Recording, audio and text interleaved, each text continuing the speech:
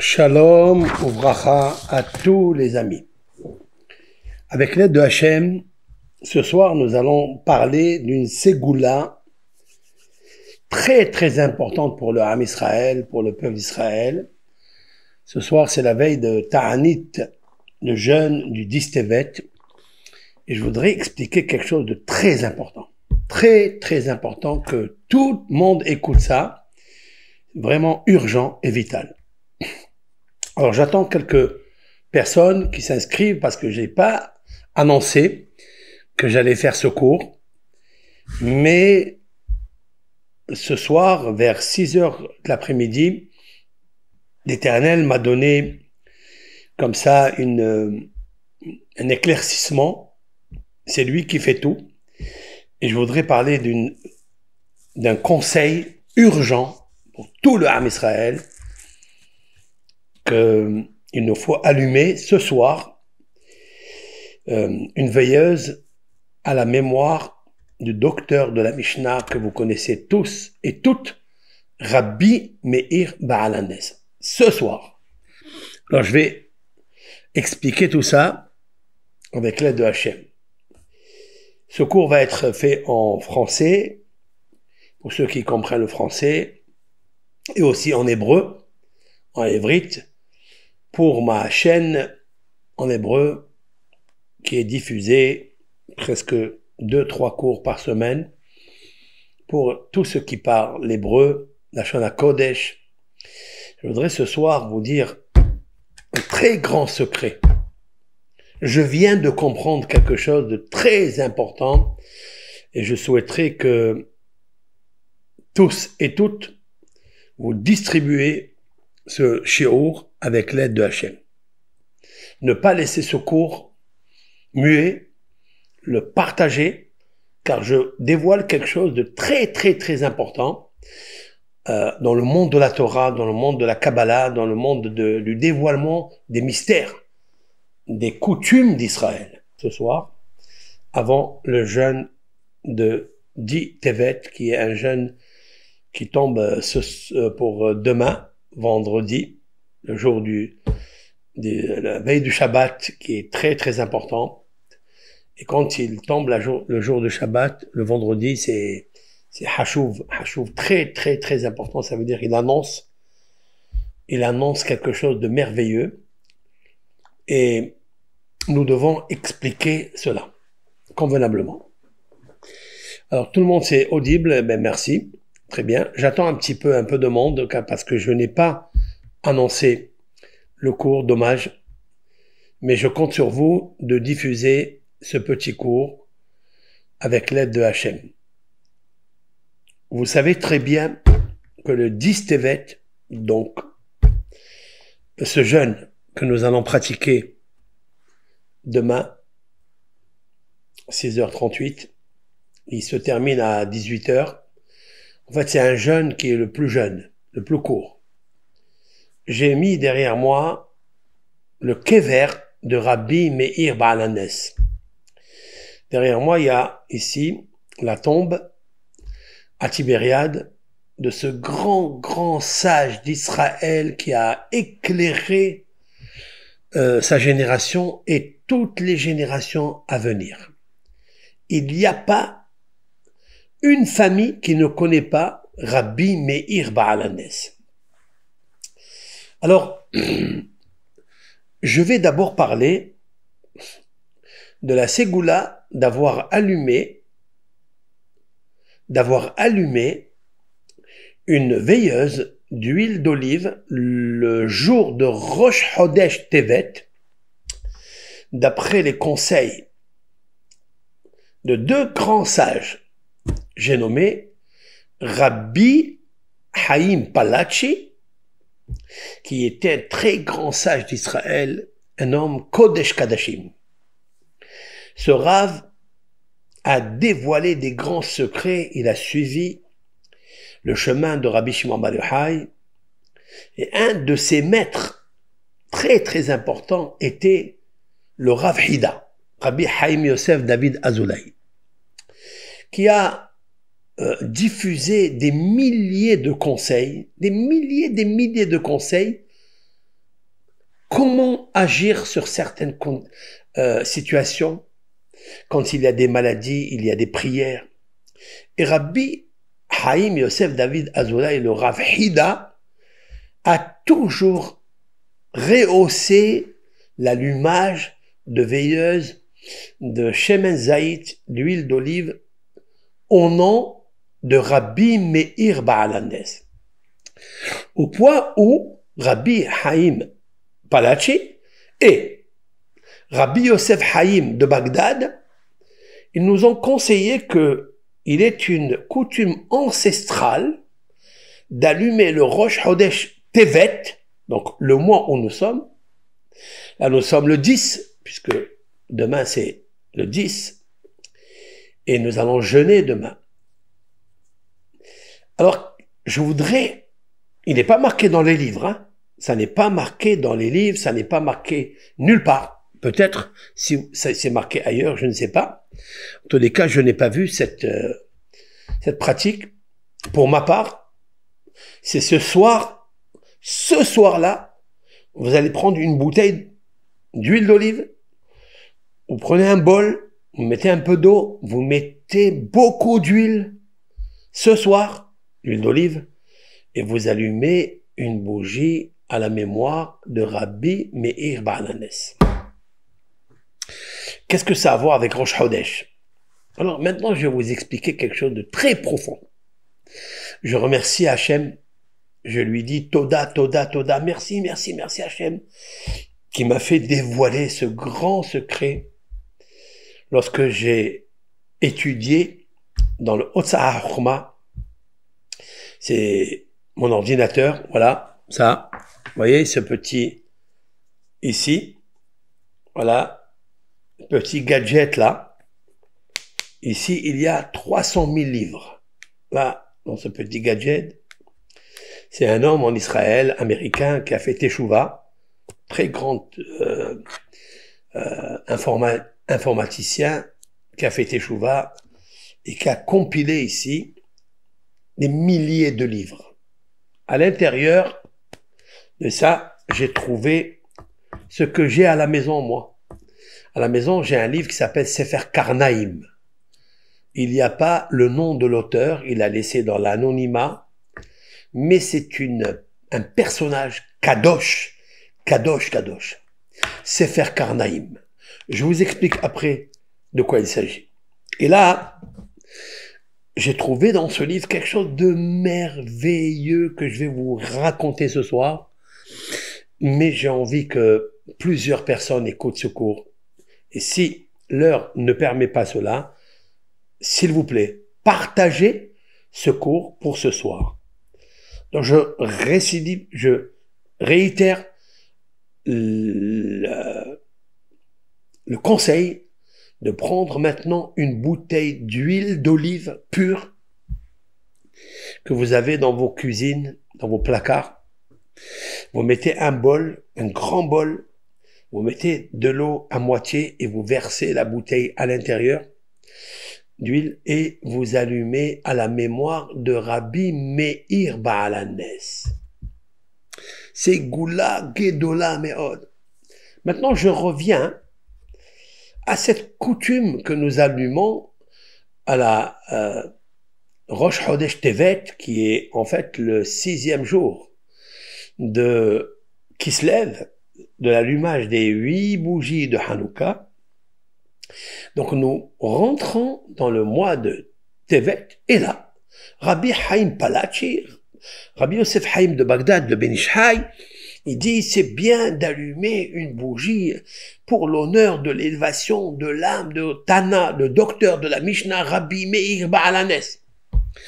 Alors, la question est, pourquoi? Pourquoi on allume pour Rabbi Meir Baalandes? Et plusieurs raisons ont été données. Il s'agit là d'un homme, personnage qui a fait des miracles. Donc le nerf, c'est la bougie c'est l'huile. Ça correspond un petit peu à Hanouka, le miracle de la fiole d'huile d'olive. Vous comprenez ce que je veux dire. Mais là, ce soir, je vais vous dire quelque chose de très puissant. Afin que vous compreniez pourquoi le 10 Tevet il est tellement important que d'après Rabbi David Abudraham, le Rabbi David Abudraham qu'amène le Rav Bet Yosef Karo, Rabbi Yosef Karo, le codificateur du Shulchan Aruch, dans son classique Bet Yosef, la maison de Joseph, Yosef Hatzadik, mais c'est Yosef Karo, il amène ce maître qui est antécédent du Moyen-Âge, qui dit que si le 10 Tevet tomberait Shabbat, on annule Shabbat et on fait le jeûne. Le 10 Tevet. Ce qui n'est pas pour le cas du jeûne de Tisha B'Av, du 9 Av, ni du jeûne de Esther. Seulement du jeûne du jour de Kippour. Rabbi David Abudraham a dit que le jeûne de 10 Tevet aurait pu, s'il tombait Shabbat, repousser le Shabbat, comme le jour de Kippour. En fait, il faut comprendre quelque chose. Comment ça se fait que le 10 Tevet aurait repoussé Shabbat? Le Rav Bet Yosef, le codificateur, dit il n'y a aucune source, aucune traçabilité, ni dans le Talmud, ni dans le Midrash, ni dans le Zohar, qui puisse dire une chose pareille. Je ne vais pas rentrer dans cette discussion, ce dialogue, je ne vais pas rentrer dedans, mais je vais essayer de vous expliquer que le 10 Tevet est un jour d'une puissance énorme, puisque la première brèche qui s'est produite à Jérusalem, c'était le 10 Tevet, avant la destruction du premier temple. Donc on voit, tout le monde peut, avec moi, dire, c'est que les forces négatives étaient tellement puissantes et nombreuses qu'ils nous ont fait cette malédiction de la destruction du temple le 9 Av, quelques mois après. Je voudrais comprendre pourquoi le mois de Tevet subit un tel sort de destruction, de malédiction pour le peuple d'Israël. Et ça, personne ne l'a expliqué. Je vais essayer de comprendre pourquoi nos sages ont institué d'allumer Rosh Chodesh Tevet. D'ailleurs, nous avons lancé cette ségoula. Je ne sais pas si tout le monde l'a faite, mais en tous les cas, il fallait la faire. Maintenant que nous l'avons fait à Rosh Chodesh, en fait, c'était une protection pour arriver au 10 Tevet et de ne pas avoir des malheurs, comme nous avons eu le 10 Tevet à Asara B'Tevet. Et c'est ça qui est très important à savoir ce soir. C'est avec la Dachem, c'est de faire cette bougie, cette veilleuse, d'accord, ce soir, d'allumer une bouteille d'huile d'olive entière, si elle peut tenir de ce soir jusqu'à demain 18 heures, combien de chances nous aurons? Alors, je vais essayer d'expliquer. Je dis très bien que si le 10 Tevet, il y a eu cette brèche, qui était un présage très mauvais pour le peuple d'Israël, qui a suivi la destruction de 2 temples, c'est qu'il nous faut savoir que ce soir, il y a quelque chose de très, très, très chachouv, mais c'est relié avec Rabbi Meir Baal HaNes ce soir aussi. Je sais que c'est quelque chose de révolutionnaire que je suis en train de dire, mais vous saurez un jour, et qu'il y aura des milliers de personnes, je dis des milliers, peut-être tout le peuple d'Israël qui allumera ce soir des veilleuses pour Rabbi Meir Baal HaNes. Je vais vous dire de suite de quoi il s'agit. J'ai trouvé dans un livre Sefer Karnaïm. Sefer Karnaïm est un homme kadosh, un homme saint, tellement il est saint, qu'il n'a jamais écrit son nom dans le livre qu'il a écrit.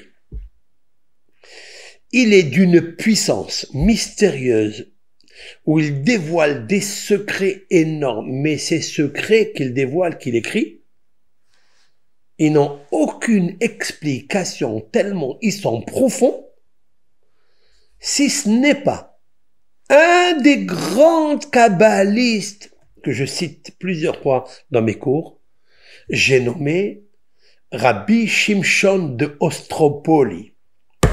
Rabbi Shimshon de Ostropoli, un des élèves intimes du Harizal, qui a dévoilé des secrets énormes qu'a écrit le Hari, que c'était comme des livres fermés, des livres emprisonnés, que personne n'a pu rentrer dedans et dévoiler. Et Rav Shimshon de Ostropoli, de mémoire bénie, ce grand tzaddik qui avait une aide spéciale de Dieu pour lui dévoiler le secret pour cause de sa modestie à l'extrême. Il a écrit un commentaire sur le livre Sefer Karnaïm.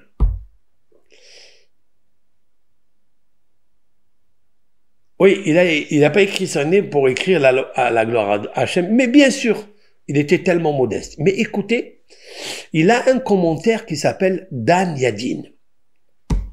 Alors Dan Yadin, on dit que ce Rav, il disait lui, ce Rav Shimshon d'Ostropoli, il est de la tribu de Dan. Très bien. Maintenant, ce Rav Dan Yadin a essayé d'expliquer ce que dit le Sefer Karnaïm. Mais vous allez vous étonner, vous émerveiller, et vous comprendrez qui est Rabbi Meir Baalanes. Et vous comprendrez pourquoi on allume le mois de Tevet une veilleuse pour Rabbi Meir Baalanes. Et moi, je dis ce soir, tout Beth Israël, d'ailleurs ce cours je vais le faire en hébreu, que toutes les maisons d'Israël juives, toutes, elles allument un grand candélabre, un grand candil d'huile d'olive que puisse tenir de ce soir jusqu'à 18 heures. Avec l'aide d'Hachem. Alors je cite maintenant, qu'est-ce que dit le Rav Karnaïm, ce Rav là extraordinaire? Il dit comme ça. Le mois de Tevet est un mois de Tovot, est un mois de bonté, est un mois de bonheur, est un mois tellement grandiose que le Satan, je vais expliquer quoi ce Satan, qui s'appelle Kélev, qui s'appelle le chien, et qui s'appelle Tevet. Écoutez ça. Ce chien, c'est une force négative tellement puissante. Il est intervenu le 10 Tevet pour faire la brèche autour du siège de Jérusalem. Les murailles de Jérusalem, aucune force ennemie n'a pu les toucher, excepté Nabuchodonosor. Et Nabuchodonosor, c'est en fait la puissance du chien. Vous savez que Nabuchodonosor avait une chienne à côté de sa place dans son palais royal. Une chienne incroyable, et j'ai jamais compris ce roi puissant qui a gouverné sur le monde entier. À côté de lui, il a une chienne. Je n'ai pas compris. Mais ce soir, je vous développe le fondement des choses, le mystère des choses. C'était des gens très puissants dans l'astronomie, dans l'astrologie, dans l'astronome. Ils savaient des choses. Ils savaient des choses et ils employaient des sorcelleries à travers la chienne, le Kélev, pour faire du mal et avoir des pouvoirs C'est pourquoi, lui, il va y aller détruire le temple. Mais en attendant qu'il le détruise, il l'assiège, il l'entoure. Et après, il fait une brèche. Et là commence l'histoire du 10 Tevet. Mais le mois de Tevet est un mois de grand bonheur. Le mot Tovot, vous savez que Avraham Avinu, suivez ce cours parce qu'il est très important. Avraham Avinu a été enterré le mois de Tevet. Avraham Avinu.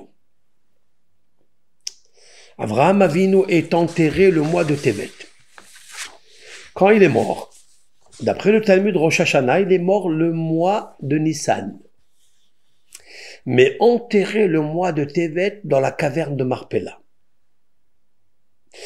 D'où on le sait, il dit le Rav, ce Rav-là, dans l'anonymat, il dit ce Rav, c'est marqué que Dieu lui dit à Avraham, Tikaver Beseva Tova. Je vais vous marquer ce verset, comme ça vous allez voir la puissance. Tikaver Beseva Tova. Tu vas être enterré avec une belle vieillesse. Ça veut dire quoi? Regardez, j'ai marqué ça ici. Je ne sais pas si vous regardez bien, oui. Tikaver, enterré, Beseva, vieillesse, Tova, belle vieillesse. Regardez les initiales, rétroactives. Tête, Tova, tête, Bet, Tab, Tevet. Voyez? Tevet. Waouh! Waouh! Avraham Avinu est enterré à la caverne de Marpella le mois de Tevet. Et en fait, c'est un bon signe qu'il soit enterré le mois de Tevet. D'ailleurs, le mot Tova, c'est Tevet. Tova. Tikaver Beseva Tova.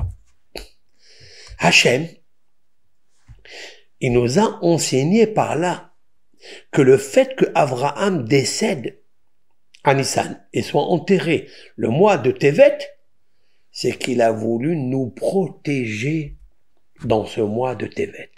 Et je vais tout expliquer. Maintenant, le mois de Tevet, il a à côté de lui une force négative, klipa ahat, il dit le Rav, il y a une klipa, une force négative puissante, qui est, elle s'appelle le chien, Kelev. Elle s'appelle Kelev, le chien. Et sous son emprise, sous son pouvoir, donc elle s'appelle Tevet, elle s'appelle Tevet, et sous son emprise, il y a un dominateur arrogant, aspanim, arrogant, qui s'appelle Kelev, le chien. Et sous sa domination, il a 944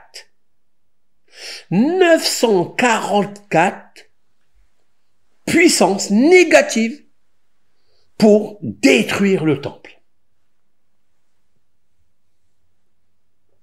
Waouh!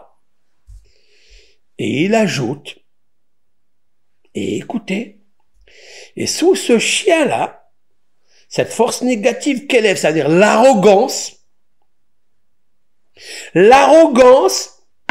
pourquoi je dis l'arrogance? Parce que le roi Salomon a parlé dans les proverbes, et il a dit, Ve'aklavim azepanim, suivez-moi.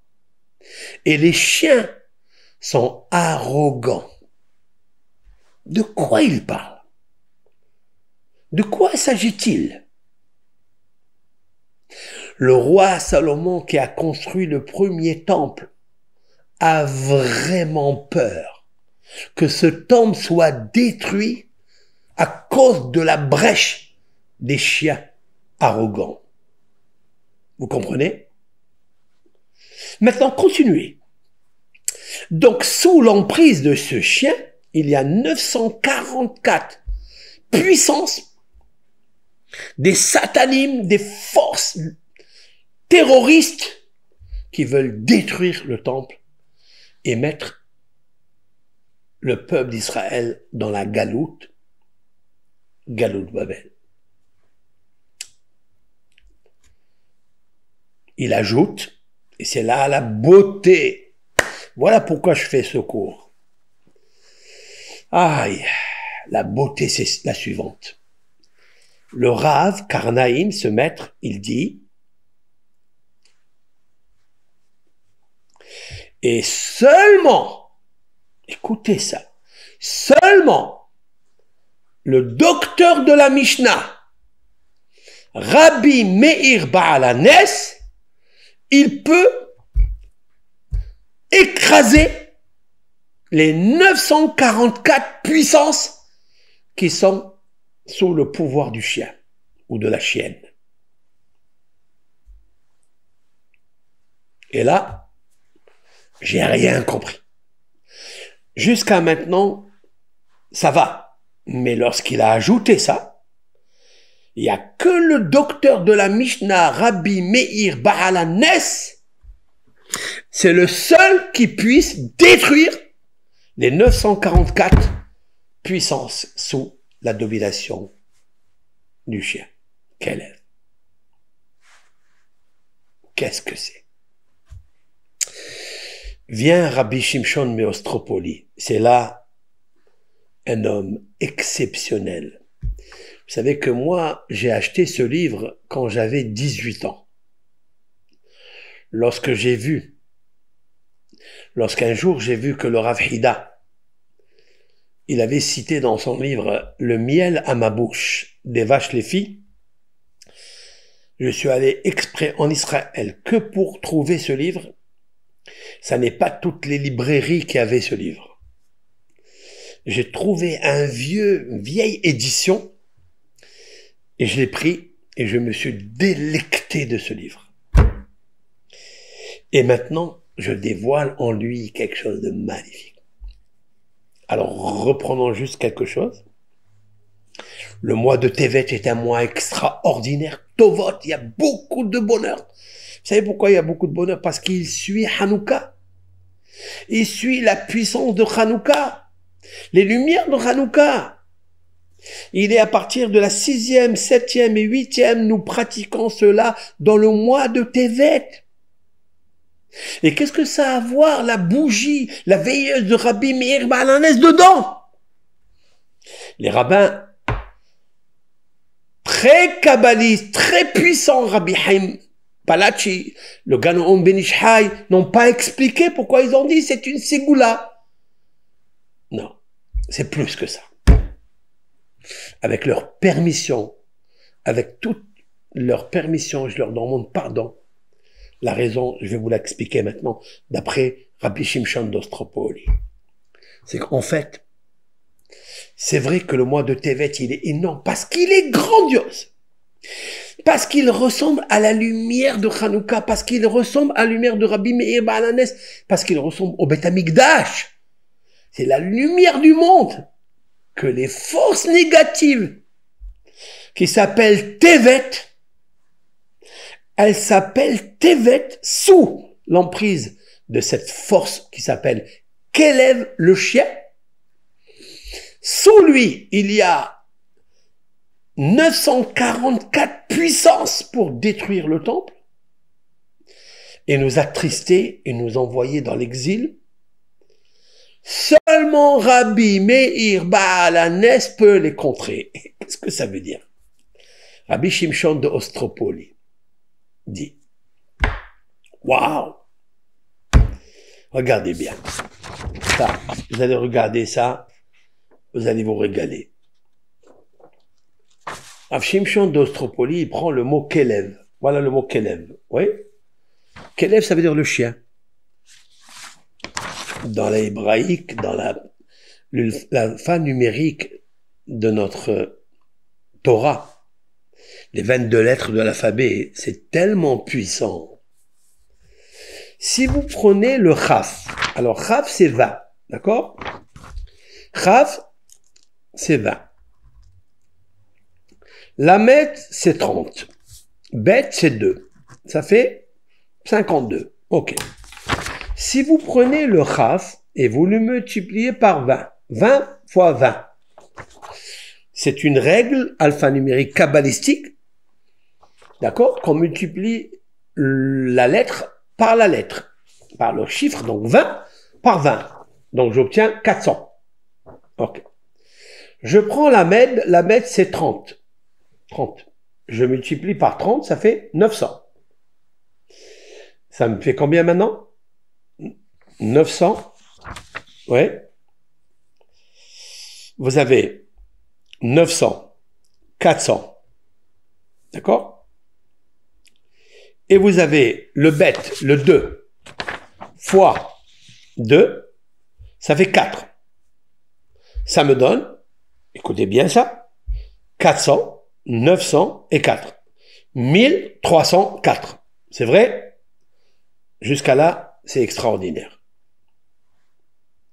Si vous prenez dans le Talmud, traité Avodah Zarah, dans le traité Avodah Zarah, là-bas, il y a une histoire merveilleuse de Rabbi Meir Baal HaNes.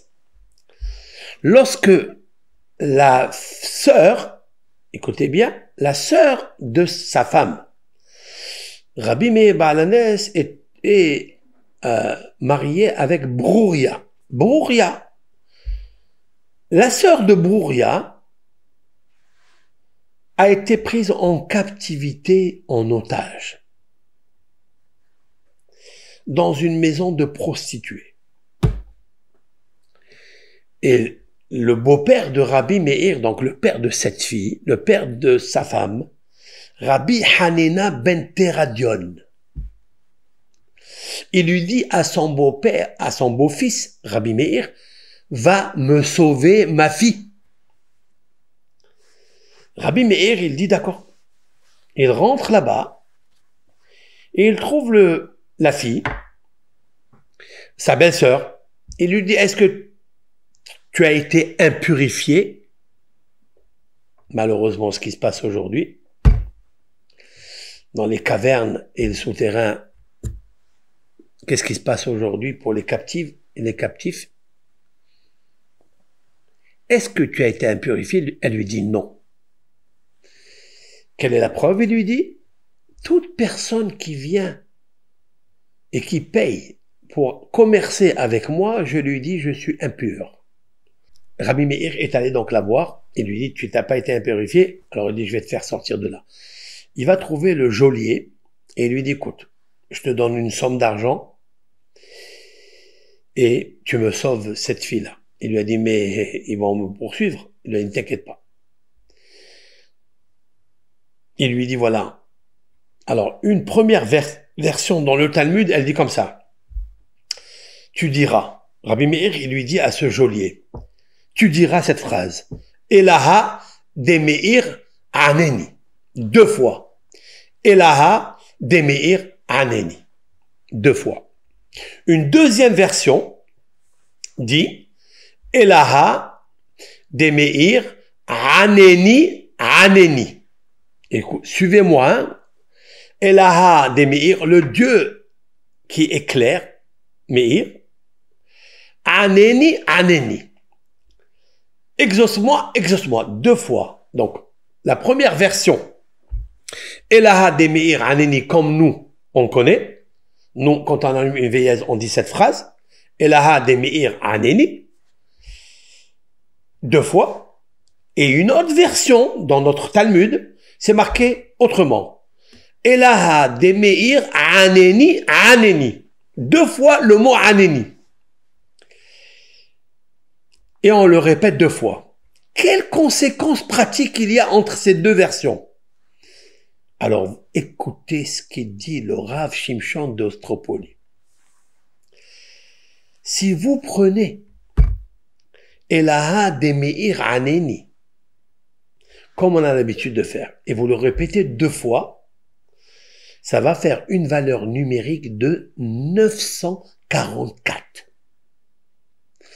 qui va écraser les forces des ténèbres qui sont sous l'emprise du chien, sous l'emprise de la clipa qui s'appelle Tevet. La clipa, la force négative, cette source de tsunami négative, maléfique, qui s'appelle Tevet, comme le mois de Tevet, mais dans son parallélisme négatif. Je viens de comprendre que le mois de Tevet, à côté de lui, en parallèle, il y a les forces positives et les forces négatives. Celle-là de gauche, elle est puissante. Elle a un chien qui aboie, qui est arrogant, parce qu'il a sous son emprise 944 puissances. Waouh! Qui est-ce qui peut les contrer? Rabbi Meir Baal HaNes. En disant Elaha de Meir Aneni 2 fois, la valeur numérique c'est 944. Pas plus, pas moins.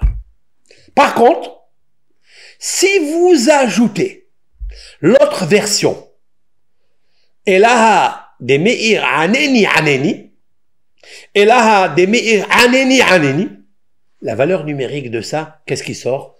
1304. Comme le mot Kelev. Comme je viens de vous illustrer le graphisme, celui-ci, Kelev, Chaf multiplié par Chaf, 20 par 20 est égal à 400. Lamed 30 par 30 est égal à 900. Ça fait 1300. Et 2 fois 2, Kelev, bête fois bête, ça fait 4. 1304. Comme la valeur numérique Elaha de Meir Aneni Aneni. Waouh, waouh, waouh, waouh, waouh. C'est puissant, puissant, puissant, puissant. Merci Hachem que tu nous as fait mériter de connaître les délices mystérieux de Rabbi Shimshon de Ostropoli. La salle. Ce soir, vous allez allumer ce soir avec l'aide d'Hachem 2 veilleuses. 2, pas une, 2. Une pour Rabbi Meir Baal HaNes, qui est celui, la puissance lumière, qui va détruire les 1304 ténèbres, ou 944 ténèbres sous la chienne de la clipa de Tevet. Maintenant, vous lirez les 2 phrases. Elaha de Meir Aneni 2 fois, et aussi Elaha de Meir Aneni Aneni 2 fois. Si vous comprenez ça, la première bougie, vous allez l'allumer pour Rabbi Meir Baal HaNes, et la deuxième pour notre maître, le kabbaliste, Rabbi Shimshon de Ostropoli. Rabbi Shimshon de Ostropoli, vous allumerez aussi une bougie pour lui, pour nous avoir dévoilé ce grand secret. Maintenant, vous comprendrez pourquoi Rosh Chodesh Tevet, la coutume ancestrale dévoilée par Rabbi Haim Palachi, par Rav Haïm Yosef David Azoulay, Ben Ishai, pardon, Yosef Haïm de Bagdad, Ben Ishai, qui n'ont pas expliqué ça. Mais maintenant, vous comprendrez combien c'est extraordinaire. Maintenant, je vais vous dire quelque chose. Lorsque vous voyez le roi David, obligé de parler du roi David, le psalmiste des psaumes qui nous régale, pour l'armée et l'âme, l'armée des soldats et l'âme précieuse des psaumes de David que nous avons créés, combien vous êtes merveilleuses et merveilleux d'étudier les psaumes la nuit jusqu'au matin. Le roi David chantait à Hachem le soir, tous les soirs. Tous les soirs, le roi David y chantait à la deuxième partie de la nuit, les psaumes. Qu'est-ce qu'il y a à la deuxième partie de la nuit? Ben, vous savez ce qu'il y a? Les chiens aboient. Les chiens aboient. La deuxième partie de la nuit, les chiens aboient. Et le roi David devait faire un tikkun, une réparation, un embellissement, un arrangement pour détruire l'aboiement de ces chiens. Vous comprenez de quel chien il parle? Celui-ci dont je vous parle, moi. Voilà pourquoi le roi David, je ne sais pas combien de fois, mais je vais les compter. Il a dit dans un endroit, je cite, Sevavuni parim rabbim, ils m'ont entouré des vaches nombreuses. Sevavuni parim rabbim. Et dans un autre endroit, il dit, Sevavuni kelavim, m'ont entouré des chiens. Des chiens, des vaches. De quoi il parle? Vachement, je comprends pas. Mais ce texte, le roi David a mis une vachette.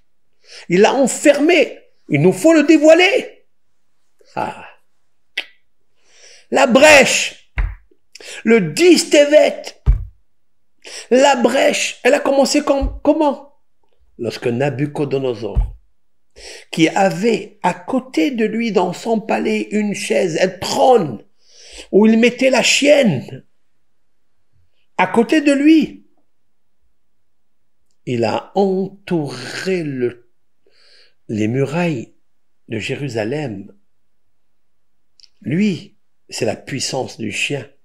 Lui, c'est la puissance de Tevet. Sous son emprise, 944 chiens. 1304 chiens. Il n'y a que Rabbi Meir Baal HaNes qui peut le contrer. Sevavurim pani rabbim, kelavim. D'ailleurs, le roi David, dans le psaume de Esther, Hatzila nafshi mikelev ehidati. Sauve mon âme unique du chien. De quoi il s'agit ici, de chien? Oui, le chien, ça n'est pas n'importe lequel. C'est ce que le roi Salomon a dit, Vea kelavim azepanim. Et les chiens sont audacieux, arrogants.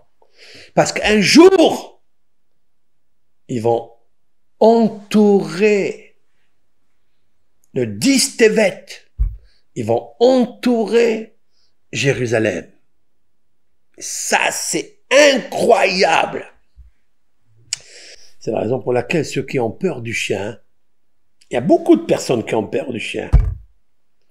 Allumer une veilleuse pour Rabbi Meir Baal HaNes.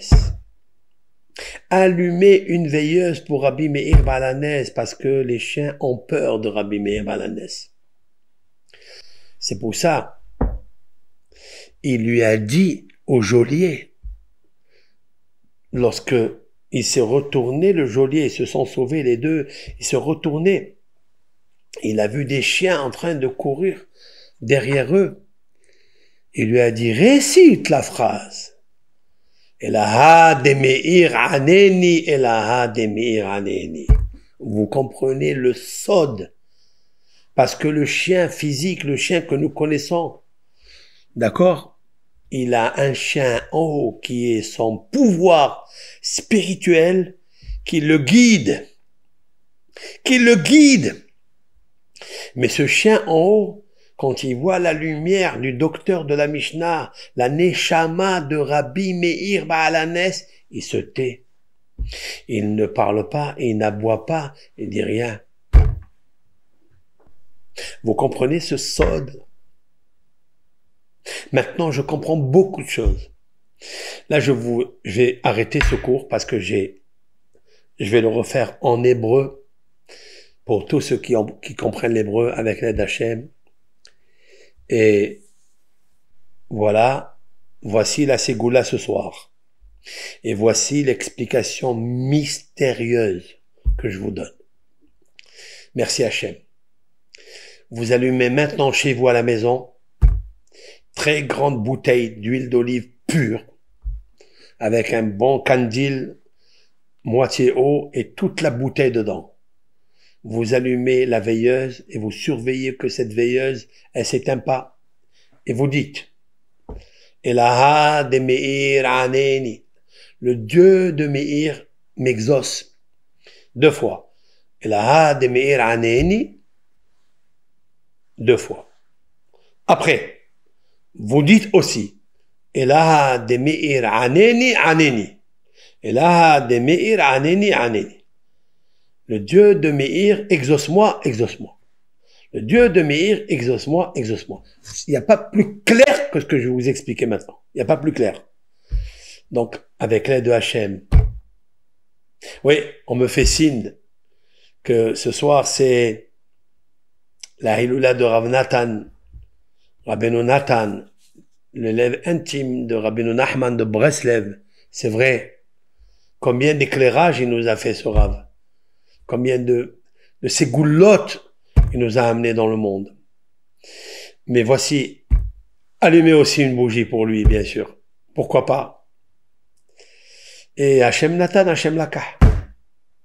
Dieu, il nous a donné le temple, il nous l'a repris, et maintenant il va nous le redonner. Hachem Nathan, il va nous le donner. Bisrout, Rabbi Meir Baal Elaha de Meir Aneni.